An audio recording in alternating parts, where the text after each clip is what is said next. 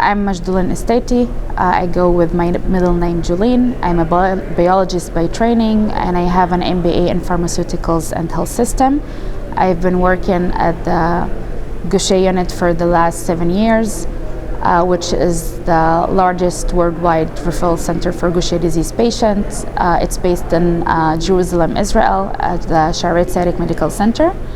And I've also been involved for the last 4 or 5 years now in the International Working Group on Gaucher disease, the IWGDD.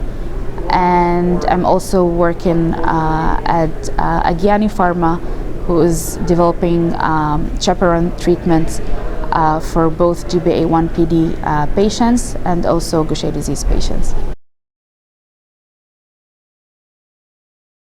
Also documented all of the Gaucher disease parameters, including Gaucher disease specific treatments and everything. And we found that there were 64 cases out of the 709 patients of cancer.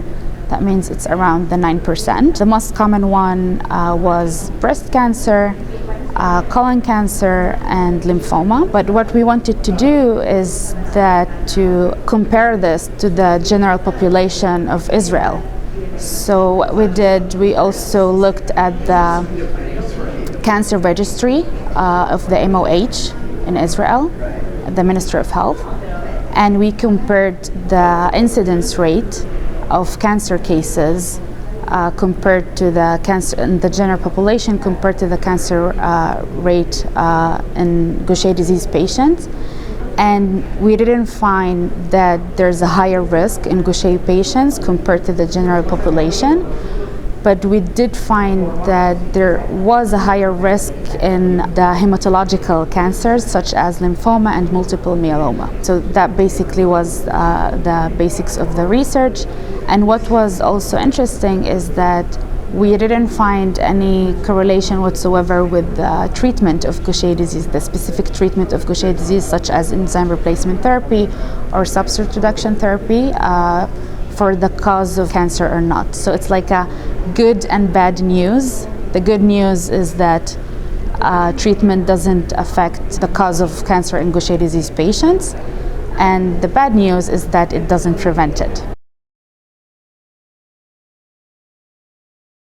The take-home message is that there is no high risk of cancer in Gaucher disease patients, so patients shouldn't panic, and especially parents. When you Google Gaucher disease, it pops up with the risk of cancer and Parkinson's disease, so this affects genetic counseling, so it shouldn't. Cancer-wise, of course, every one of us can get cancer at any moment, but being a Gaucher disease patient, and especially a mild one, that doesn't mean that you should terminate pregnancies or such because you're afraid of getting cancer.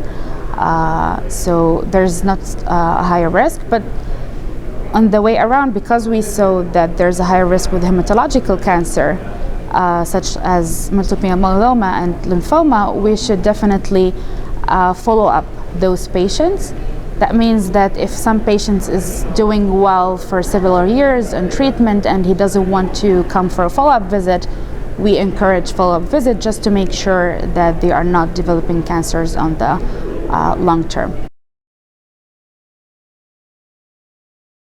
I guess it's all about raising awareness, because unfortunately, catching rare diseases in general, and not just Gaucher disease, you need to raise awareness among doctors before even parents or the general population. You need to educate them that these are the symptoms that you should look at before you send a patient for, let's say, it's very common in the US or other places, unfortunately, to do bone marrow for the diagnosis of Gaucher disease, even though that it's been reported for years now that you can diagnose a Gaucher disease patient just by a simple blood test. I guess raising awareness, especially among family doctors, hematological doctors, in order to detect patients early.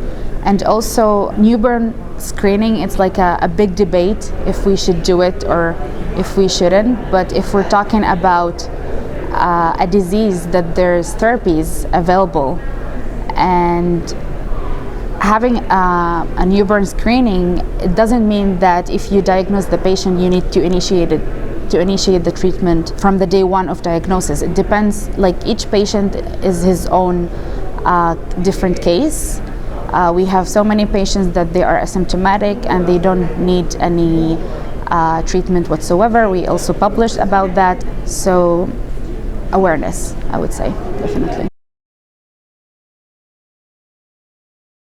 Genetic testing is very important in general, not just for to detect Gaucher disease patients or any other rare disease, but also now we are very familiar with the topic of the carriers of the patients as well, that they are in a higher risk to develop other diseases as well, that they are more common, like Parkinson's disease. So genetic testing is very important nowadays, and we should not be afraid of it. Also, the importance of genetic counseling after a genetic testing is being done.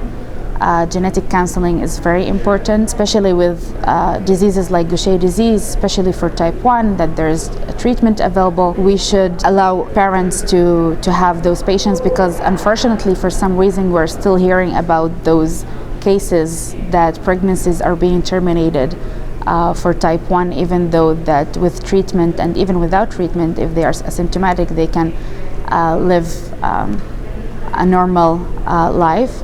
Unfortunately, we haven't been successful for the last 30 years with neuropathic Gaucher disease, which is a more severe subtype, and there's no treatment available, but also many companies are working on that.